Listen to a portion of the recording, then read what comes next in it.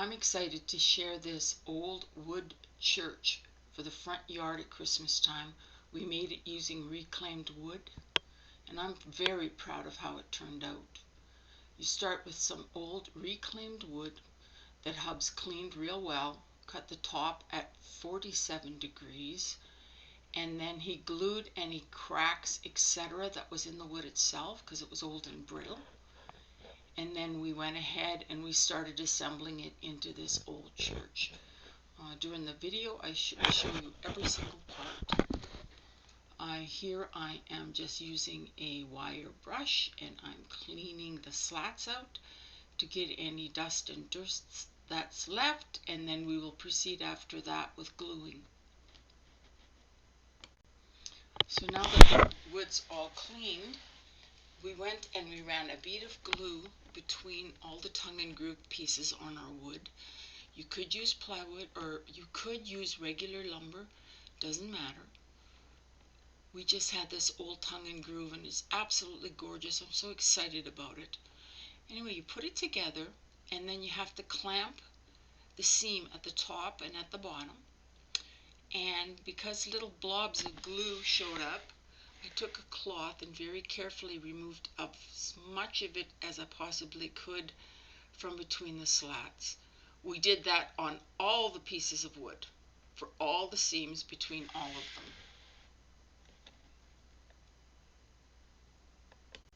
them. Now at the top here, we chose to show you this as a close-up because the top of the churches, because of the bows in the wood itself, wouldn't line up properly.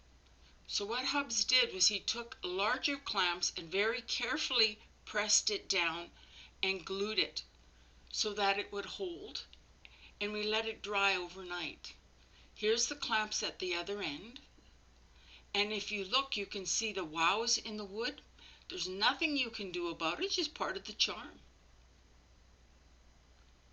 So once we did that, we had decided that because of the wows, we needed to come up with a way to flatten it. And we grabbed some scrap woods, that we had kicking around the garage, and Hubs pre-drilled and then screwed all of them into the back of the church.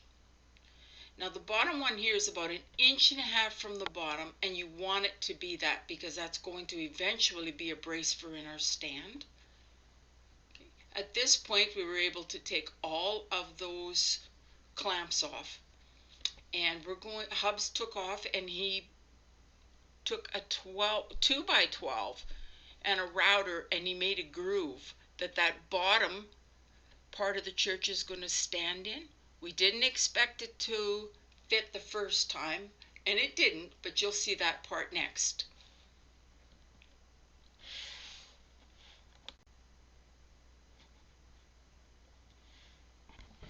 So here Hubs is fitting it into his 2x12 that he cut the groove into. And of course it didn't fit like we thought it wouldn't.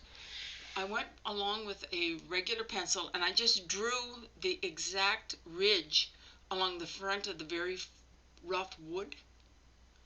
Once we had all of that pattern done, Hubs took it off, and then I took a wood chisel and as closely as I could cut the slot wider to fit the wows in the wood. You'll see here, I did a close-up, you'll see here a little better what we're talking about. See, there's this 1-inch groove, there's the chinks I took out with the chisel, okay? And there's one that I missed, I'm going to go back and do, okay? Blow it all out, and then we went back again and we put the top part of the church back into the 2x12 base. Okay, there it is fitting into the base. And there was a few little spots where it didn't slide all the way down. It was in the grooves, but it wasn't even in the grooves. So Hubs took a large screwdriver and a mallet, and we pounded them all back in so that it slid down. And if you watch carefully, you can see it slide down just a little bit.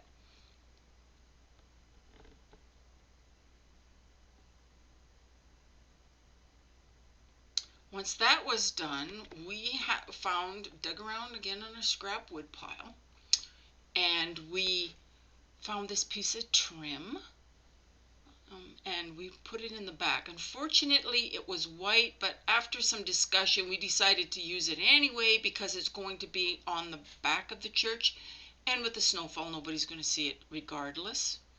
It would have been better if it had been plain wood, but we used what we had. So he screwed the white part of that base into the 2x12 and then added some 32-inch cross pieces, pre-drilling them into the 2x12 and then finishing them with screws.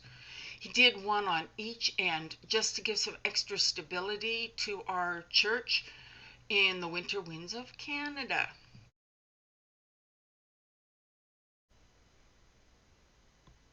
So here I'm going to add the doors. I made some patterns with round tops, traced half the door on one side, traced it with chalk, then I flipped it over, did the other side,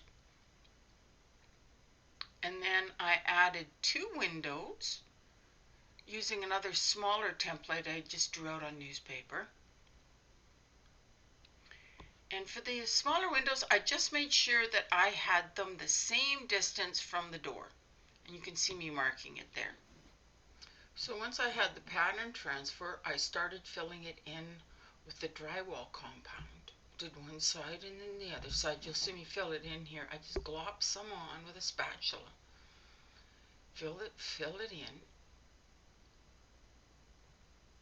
Then took a little Dollar Tree spatula, art spatula, and used it to smooth it out. Now here you can see I'm just filling it in, and then I try to get as close to the edge as I can without going over the cracks between the wood.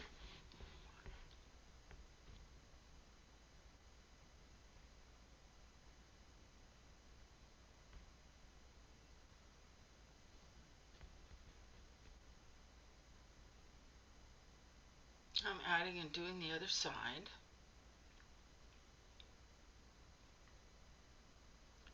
And this is just another, I think it was in the same set, it's just a little spatula tool set from the Dollar Tree. I used it out to get all of the drywall compound out of the cracks of the wood. This here is just some leftover cereal box. I used it to smooth it as best as I can.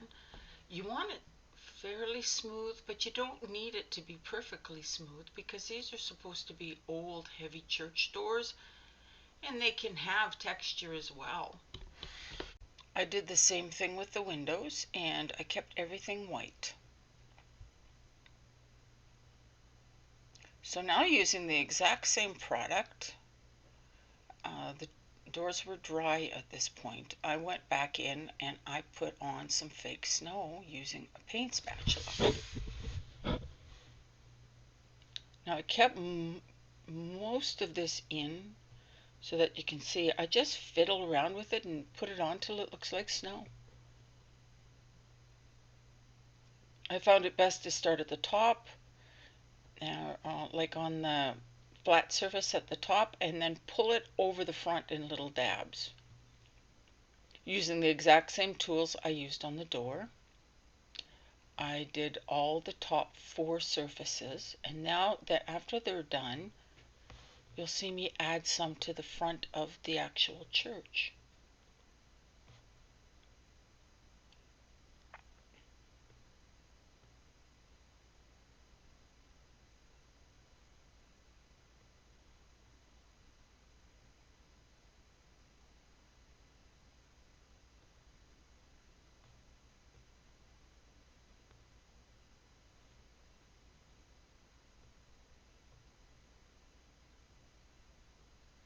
Now for the church, I used a smaller spatula, put a little bit on, started at the top and drew it down. Just pulled it down like you're seeing me do here.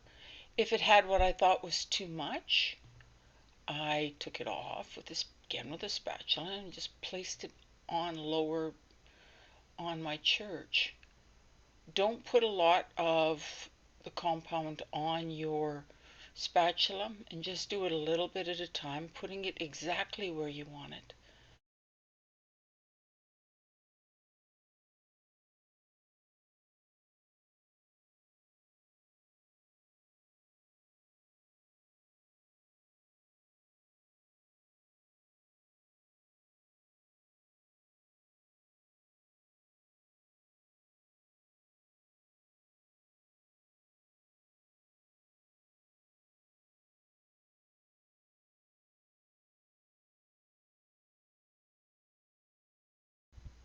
I think it looks beautiful with the spackling on it.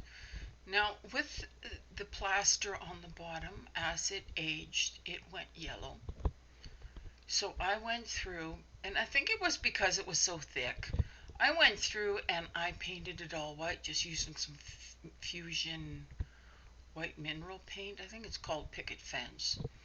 I just retouched it all up. The upper parts did not change color, just my doors did. So here's the little cross that I'm going to put on the church. This was originally like a silver. And I did it first in gold and then in bronze copper paint.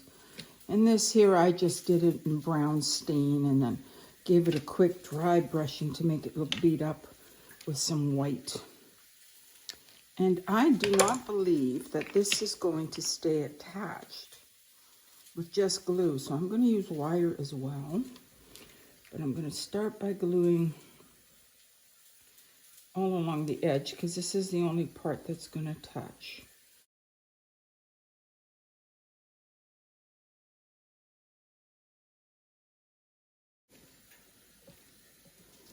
And to hold it in place, you could use some gold wire, but I think I'm just going to sneak in some little florist wire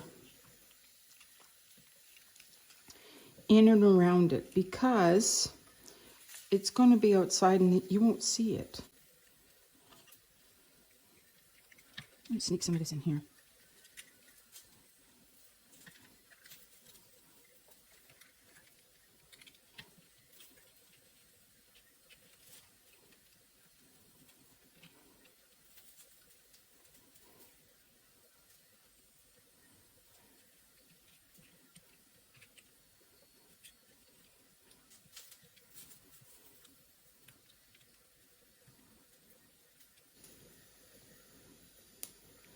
I'll put E6000 on each side to keep it against the edge there.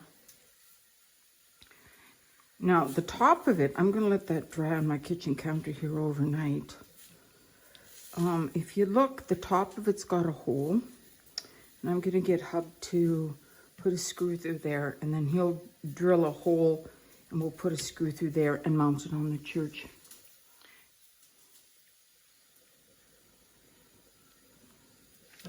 Okay, so that's that. Here's how the wood church turned out. I think it's beautiful. There it is during the day, in a distance in our yard, at night. Hubs and I love it. I hope you love it as much as we do. Merry Christmas.